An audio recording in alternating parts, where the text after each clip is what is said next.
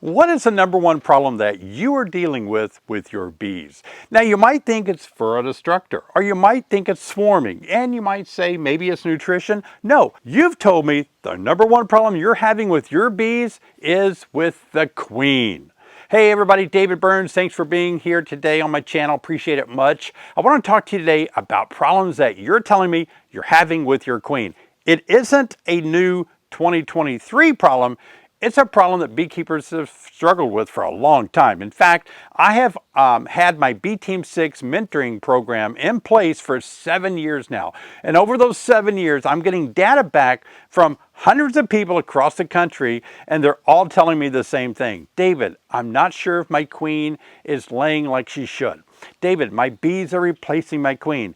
David, I have a laying worker. I can't find my queen. I'm not sure if she's in there. Are these supersedure cells? Should I let them replace the queen, or should I buy another one?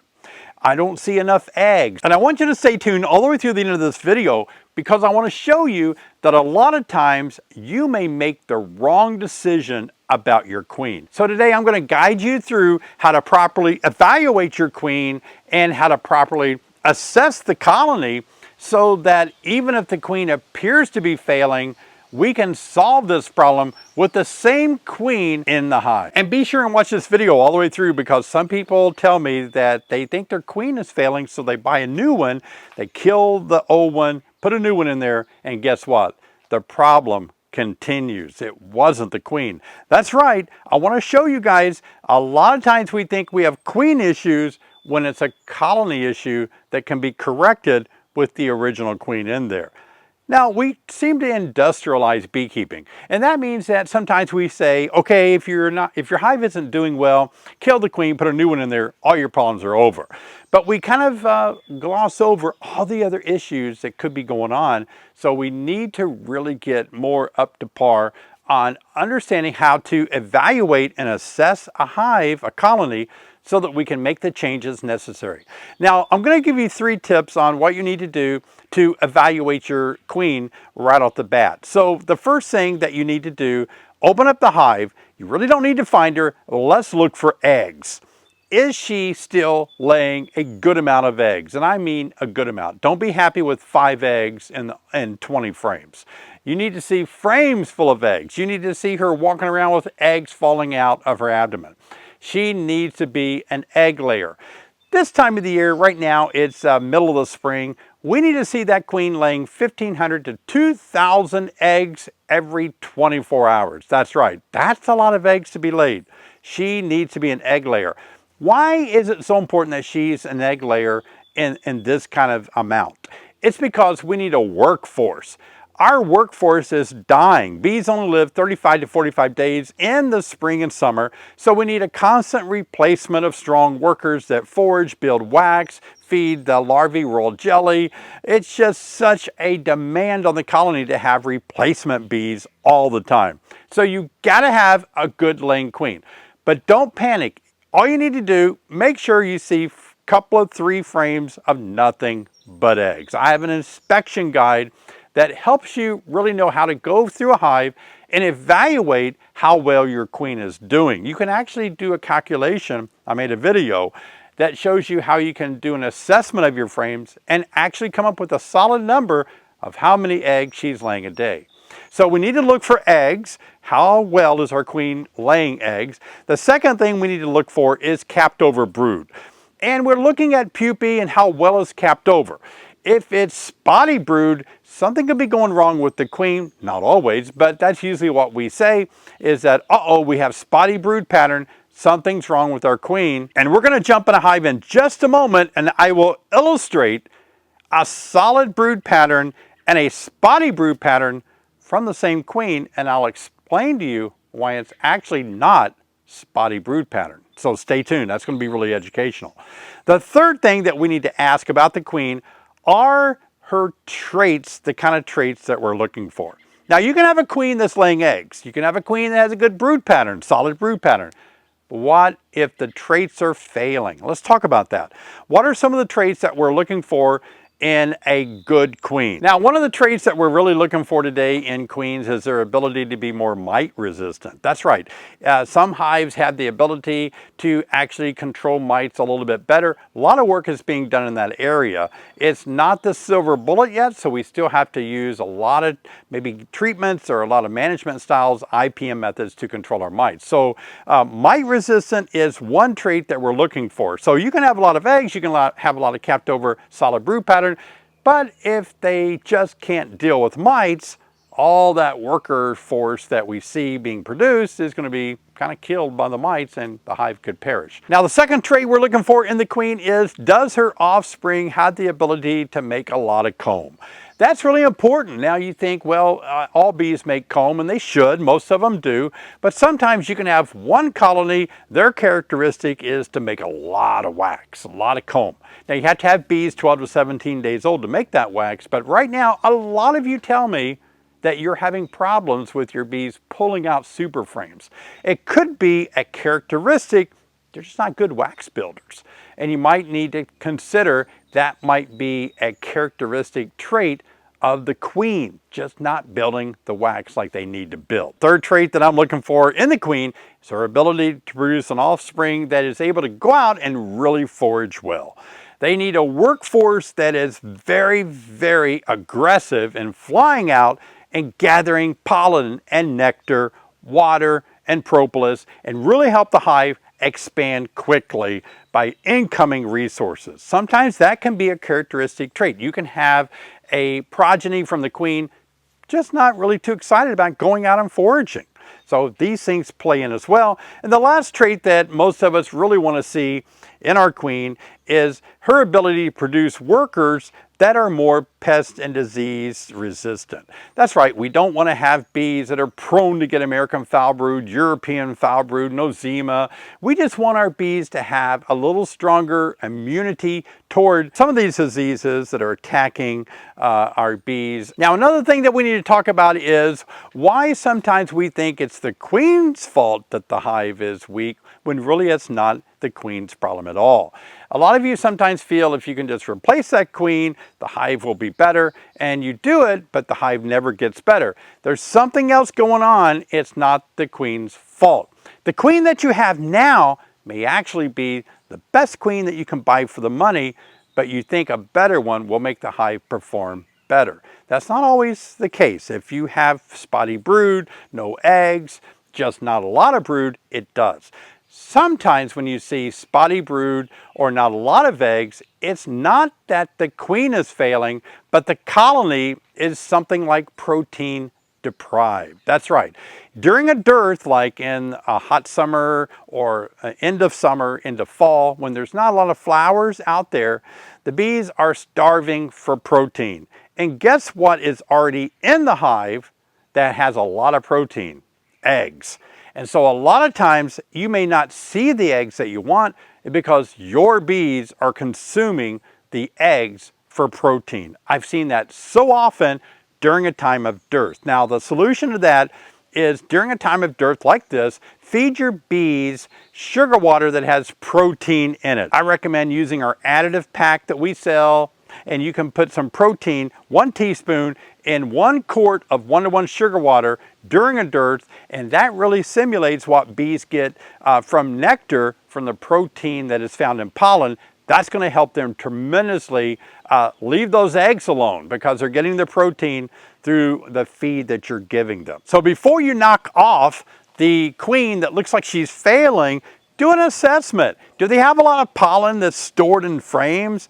Are they bringing a lot of pollen in, but you never see it stored in the frames? That was my important discovery that I made many years ago. I saw a lot of bees bringing pollen in the front door, but there was nothing being stored in the frames. That means they were eating it and consuming it and using it as fast as they could bring it in. Now, what's going to happen with brood development during a protein deficit is the nurse bees are not going to have plump mandibular glands to able to make royal jelly to feed larvae past day 3 of the worker population development.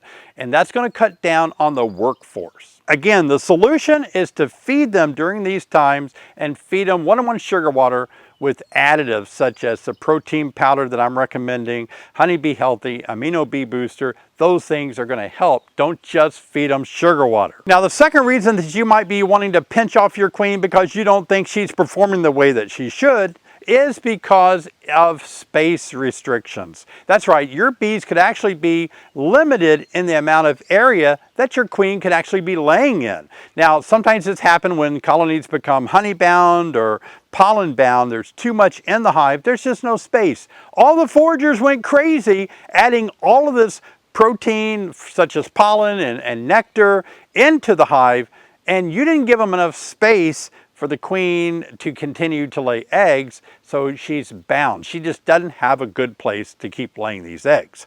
So that's important for you as a beekeeper to ask questions like this. First of all, am I in a dearth? Are they protein deprived? Secondly, am I not giving them the space to expand so they have more room for my queen to show her true colors and do a great job at laying in all the new frame that the bees are pulling out. Now, it's going to be 95 degrees today. Before it gets too hot, we need to get down into the apiary. We're going to look at that hive where the queen was in question last fall and I moved her over. We're going to take a look at how they're doing this spring. Is she still a queen that needs to be killed, or is she pulling her weight really nicely? Let's find out. Wow, lucky for me, the hive that we're going to inspect today is in the shade from this little tree. I actually spent a lot of years getting this apiary ready, and I actually cultivated each of these trees. It took me maybe 10 years to get these trees the way they are today. But anyway, here's a great place. This is the hive with the queen in question. Is she any good? Let's find out. Before we open this hive up to see how the queen's doing, let me encourage you to please subscribe. It helps me so much. Click on the subscribe button. Give me a thumbs up. I appreciate it. Let's get into the hive. All right, all of these frames that we added this year are drawn out. So already we're feeling really good about our queen because her progeny, her offspring, is doing really well at actually pulling out this comb and adding a lot of nectar. So she has a workforce. Look at that. It's pretty impressive. So again, this is a queen that we wanted to kill because she wasn't performing the way I wanted her to, or so I thought back in the fall. But now this hive is going to town with 3 mediums on. Look at that. All that nectar looks fantastic, stored all the way to the edge of the wall. The frames, it's actually capped over there. And the frames are drawn out flat, no wonky comb here. Very good. I suspect we might see a little brood in the middle. I'm not wearing a bee suit today, and I'm not wearing gloves. It's just too darn hot. Great frame of nectar, great frame of nectar, no brood. So I'm not looking for the queen up there on that frame because it's just a frame of kept over honey or nectar. So let's keep going across. As we get our way, make our way closer to the center, we're bound to see a little more brood on the bottom of this super. Look at that. There's some actual pollen that's a darker color. Sometimes people ask me, what is the black stuff? What are those black things in my cell? That's black pollen, dark colored purple, green, dark green pollen actually. Here we have an example of some brood. There are some eggs that are laid up around the bottom of this frame, so we have to kind of be careful and keep an eye out for the queen. She could be up in that little area of frames laying. So let's look on this side too. Not seeing any queen here. Just kind of keep an eye out. So what we want to look for though is how well the queen is actually producing brood.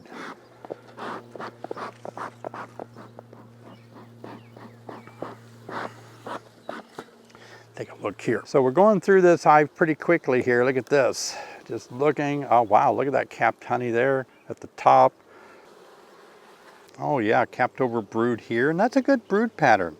So again, this validates that even though we were wanting to kill the queen, there's a lot of eggs and larvae and kept over pupae, showing us that this queen is actually performing well. They haven't swarmed. They came out of winter really kind of weak, but I fed them late winter and they bounced back, and look what they're doing now. It's pretty impressive.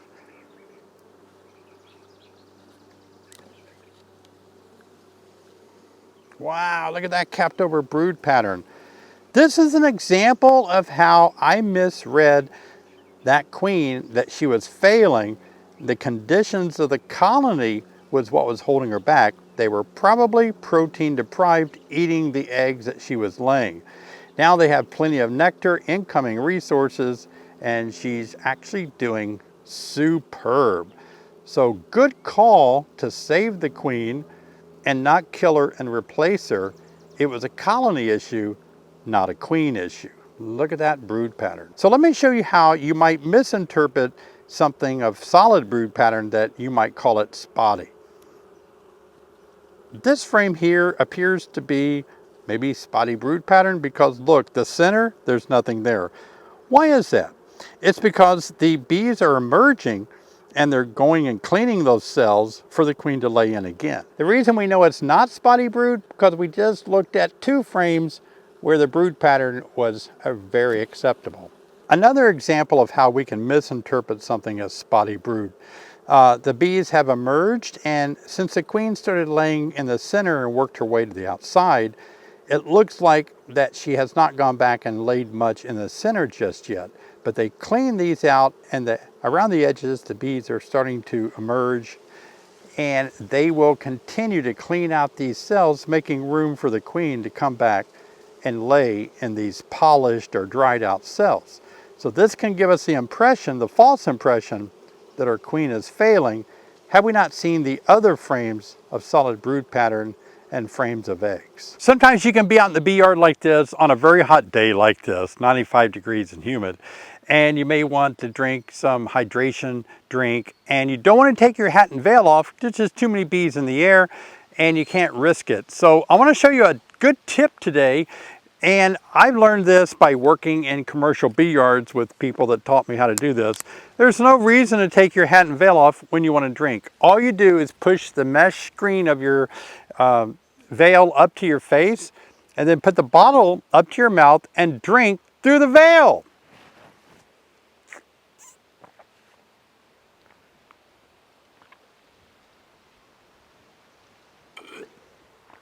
Oh, that really worked good, and that was refreshing. A good little tip for you guys so you don't get stung in the face. One of the things that I'm really pumped about is we made some changes to Bee Team 6, my mentorship program that many of you are a part of, that I've actually had going for 7 years now. It's a way for me to mentor you through email. And we made some alterations to it to open it up to so many more people. It was closed and so many of you wanted back in or in. And so we open it up now.